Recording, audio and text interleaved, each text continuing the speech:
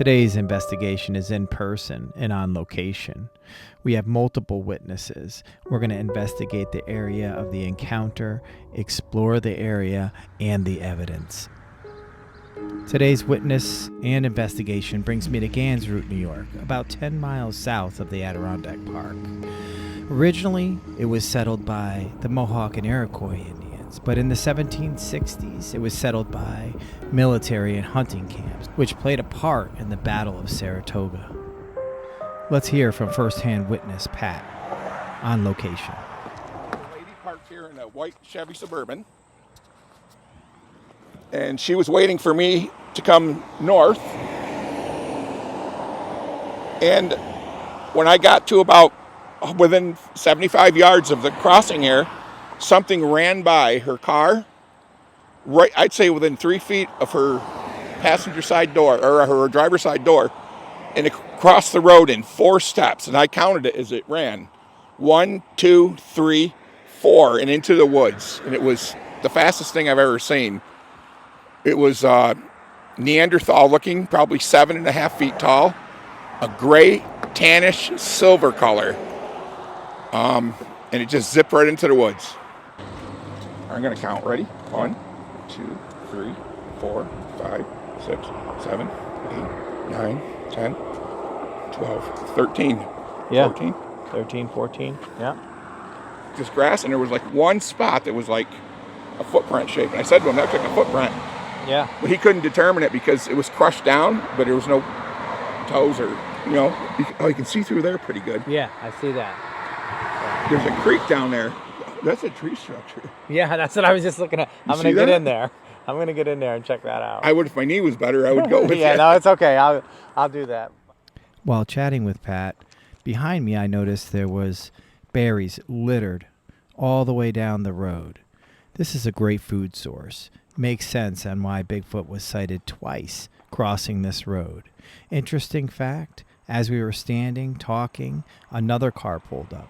It's somebody who Pat knows from the area who also had a sighting in this exact same location about 5 years apart. I'm going to cross the road, jump in the woods, take a look around. While I'm doing that, let's listen into the encounters. You know these people? No. Oh, never know.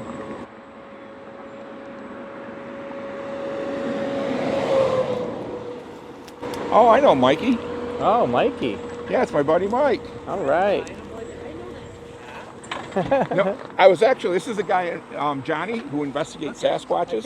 Hey, how's it going? Nice to meet you. Now, Good to meet he's you. one of the first people I told about my encounter. Yeah. Oh, great. And what's weird about this, So we're recording audio, just so you know. No problem.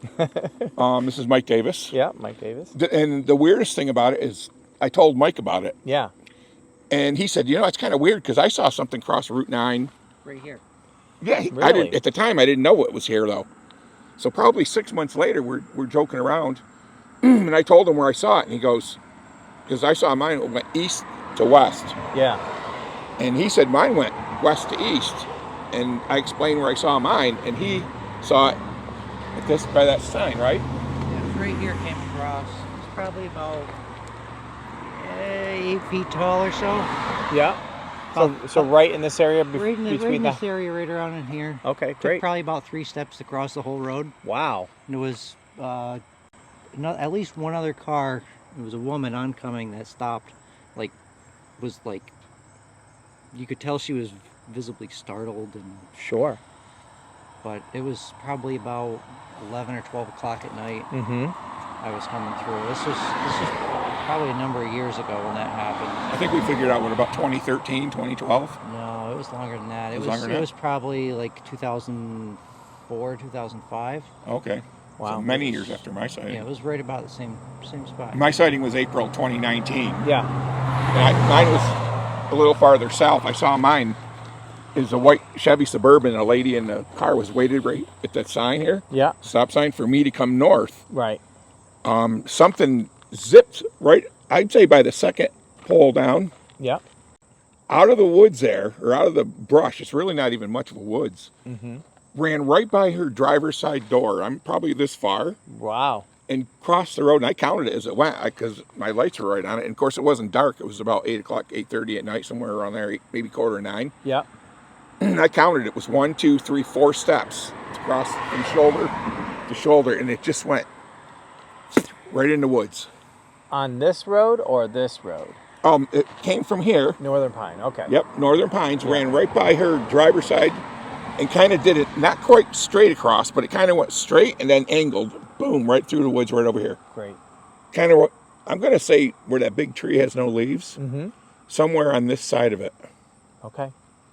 And it was, and I was always a big believer in Sasquatch, you know, my generation, in search of, you know, the legend of Bigfoot, the legend of the Boggy Creek. I watched all those and as a kid, and I always believed in them. But I always thought it would be completely different looking than what I saw. Oh, really? It was not huge. It was tall, probably 7.5 feet tall. But it was gray, silver, old looking, and its face looked Neanderthal. It had a Neanderthal face on it. I'm in on the Neanderthal theory. Nobody's buying it with me though. So I got a buddy now. This is good. This is good. It looked like an old hippie, is what I say. It had kind of the big eyebrow ridge here. Didn't have much of a sagittal crest, but it did have a little bit. And he had like a balding, like it was bald in the middle, and hair flowing down this way, and it hung off its arms. And one of the people you interviewed before had a perfect description of the way it ran. He said its legs were like wheels. Yes. It was a weird motion, and it was like 1, 2, 3, 4, and it was like boom, like it was a weird blur. It was so fast. And I've been around football my whole life. I've coached it. Yeah. I've played it. I've never seen anyone this fast. And I've had players I know that actually have gone try out for pros who had 4.3 speed. Wow. So this thing was blazing. And the ironic part is when I told him about it, well, he said, oh, I saw one on Route 9 too. And it was like, you know, we didn't talk about it much. And then about 6 months later, he said where his was. And then he found out where mine was. And it was like within, what, a couple hundred yards? Yeah. Very interesting. So did you hear any growls or anything else? Nope. Did you hear any rustling? The only thing I remember from that night is when I jammed on the brakes. Yeah. And, of course, I wasn't scared. I was, like, excited. It was like, sure, this is cool, you know? Yeah. And I slowed down to probably about 10 miles an hour, and I looked over at the lady's face. Both her eyes were about this big. Yeah. And her mouth was open, and she was just looking into the woods. She didn't even see me. Yeah. And I went right by her slow. And I wish to God I had stopped and pulled over here and went over and asked her, Yeah. what the hell did you see? Because she looked like she was in shock. Wow. And she could have reached out, I think, from her driver's side out the window and touched this thing. It came so close to her. That's great. That's great. And there were no cars on the road that night. And at that time of night, you know, Saratoga this time of day is pretty busy. Yeah. After 6 o'clock at night, 7 o'clock at night, it's dead. So this was about 8:30 at night, and it was pretty dead. How was the weather? It was beautiful. It was a sunny day. There was clear skies. It was that kind of that red hue. You know, the sun was setting. Sure. Yeah, that's great. But it was cool. I remember the days preceding it. It was very hot and humid for April.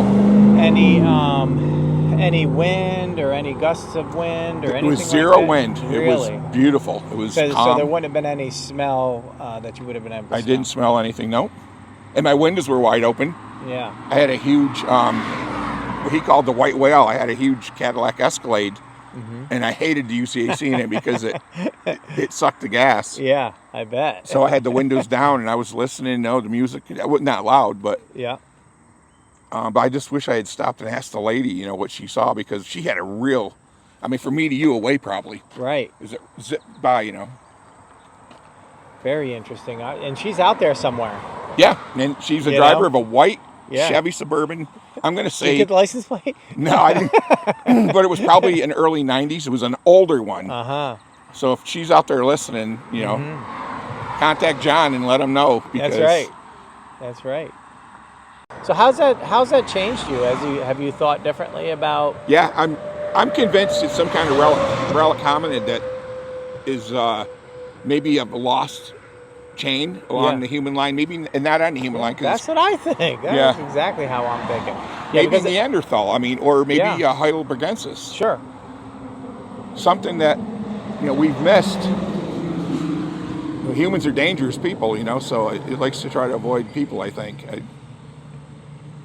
Yeah, I think so too. Well, you think you need to, right?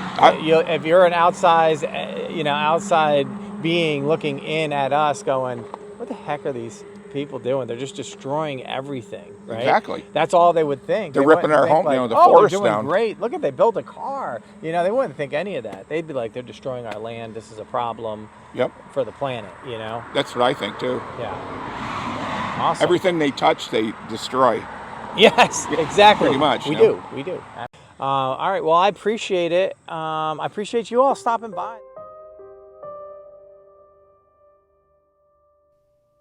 Big shout out to Pat and Mike. Appreciate you. Appreciate you sharing your experience with us. With that said, I've been across the street in the forest, looking around, gathering evidence. We'll get into that in a few minutes. It got really quiet in here, and I wanted to test doing some knocks of my own.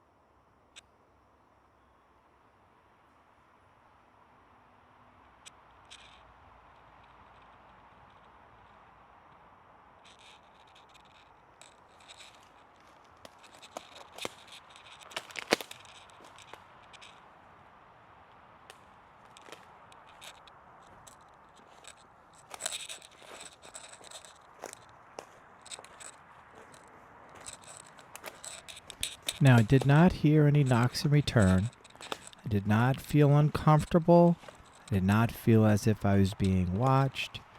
It felt like an old area, an area that was once used or inhabited by Bigfoot, or maybe it's just a trailway and a marking of theirs. But I didn't feel anything in the area.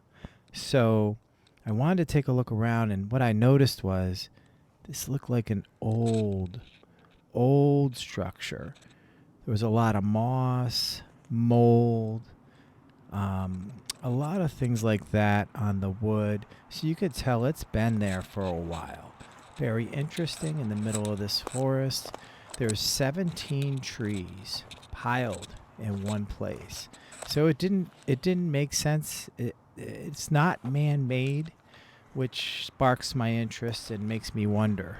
Now, 2 sightings, same spot, food source across the street, structure built on 17 trees. Just very interesting to me. Now, as I was walking, again, I can feel as if there may be prints under the leaves, in the ground. I couldn't see anything. I did check a few spots. It sure felt like if I would have spent more quality time here looking around, we may have come across some more evidence. This is a place I'm going to have to revisit and come back and see if there's anything that I missed.